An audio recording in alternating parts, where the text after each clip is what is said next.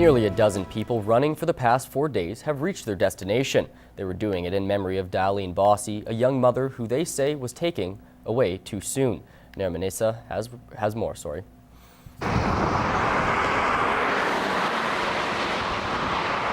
This was the scene on Highway 16 Thursday night.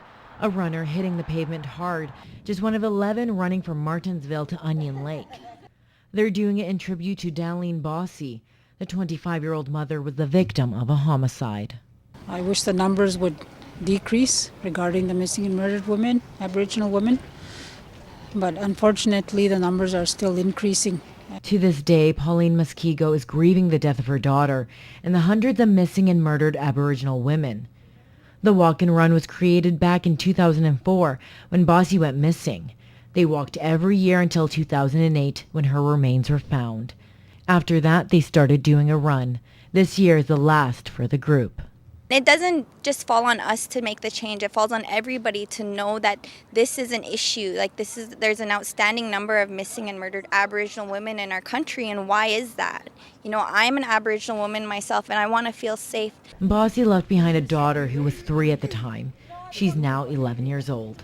I feel really, really good that they come, even though some of them aren't in my family, that friends of the family that I don't know really, that come and support us. The group aims to raise awareness of their cause to end the violence surrounding First Nations women. Muskego says her daughter was a good person whose life was taken too soon. My daughter wore rose-colored glasses. She saw the best in everyone.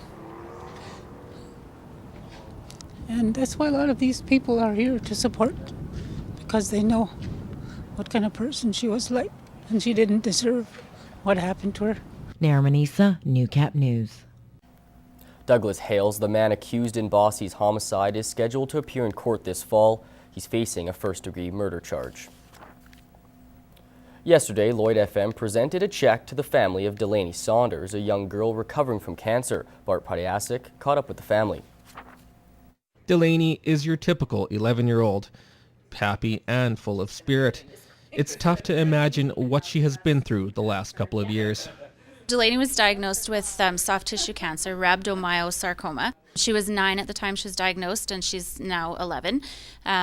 She had 2 surgeries. She had a tumor removed from her foot and 1 removed from her lung. Kurt Price and Heather Clagus from Lloyd FM first heard about Delaney by a phone call from a group in Marwayne selling daffodils for her cause. So Heather and I went out to Marwayne and sold some daffodils and met Delaney and her family, and they're just such nice people. We heard that they were struggling a little bit and wanted to do a little bit more. They were able to give Delaney and her family a check after raising some money. Us selling Big Valley Jamboree tickets for Delaney and giving her the proceeds, and the wonderful people over at PWM Steel ended up buying those tickets, and we really appreciate. They bought those tickets for $500, and we donated the entire $500 to Delaney. The worst days are behind Delaney now, and she only needs to occasionally go back for scans and tests. In the meantime, she's just happy for things to go back to normal. She's doing really, really good. Yeah, it's definitely best medicine to be at home. She's, thriving and doing things she likes to do now. So being with friends and just being back to normal, not having doctors and nurses hovering all the time is a good thing.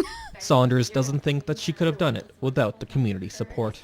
I don't feel like I can ever say thank you enough to everybody, but just so that people know that we are so, so thankful for everything that we've been given. And it's amazing to live in a community like that. Bart Padiasic, Newcap News. It seems as though every week there is a new storm wreaking havoc across the prairies. On average, Saskatchewan has 12 tornadoes a year, but so far this summer, they've already been hit with 15. We've kind of been on the edge of 2 air masses, one cool one from the north and another warm one coming up from the south. We've kind of been bouncing back and forth, and when we're in that intermediate stage, we get a little bit of rotation because each of the air masses wants to redistribute the heat, and that's what's been giving us more tornadoes than usual this year. And seeing that we are in the middle of tornado season, the numbers are expected to grow. The current trends continue. Yes, we will probably be seeing some more. Tomorrow looks like it's going to be a very active weather day as we head towards the Battlefords region and towards Regina. But further to the north, we're a little bit further away from that air mass boundary, so we should be in the clear.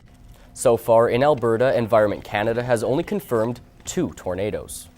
High river levels this spring caused a number of water quality concerns across the region, especially after a water treatment plant was shut down in North Battleford, requiring residents to minimize their water use. Peter Quinlan tells us what one local group is doing to raise awareness about our watersheds.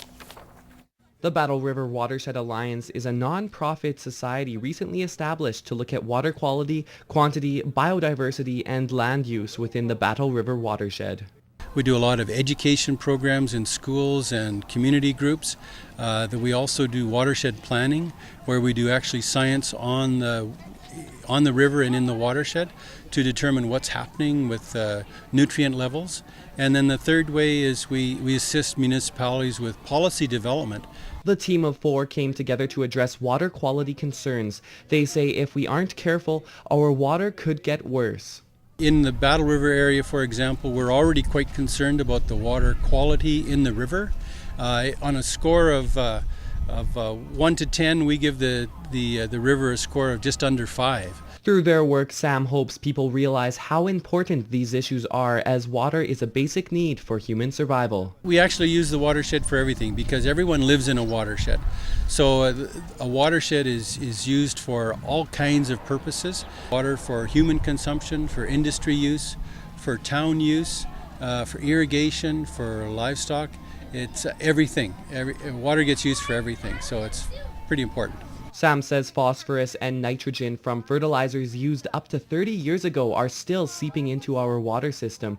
And while farmers and ranchers are now adapting their practices, there are a number of simple steps we can all take to improve the situation. I think the first thing we can do is look at our water conservation, and just because the more water we use, the more it costs us in our water bill. So we just are mindful of how we use water in the homes. It's the first and foremost thing that we can do. The Battle River Watershed Alliance is hosting a watershed festival in Wainwright on August 18th at Riverdale Mini Park in hopes to continue spreading their message and raise awareness. Anytime we're invited into a community, we certainly take the opportunity to come in. Peter Quinlan, Newcap News. The work week has come to a close, meaning the weekend is here. Heather Clagas talks about the Lloydminster Specialty Vehicle Show and the St. Walburg Fair in this week's What's Happening.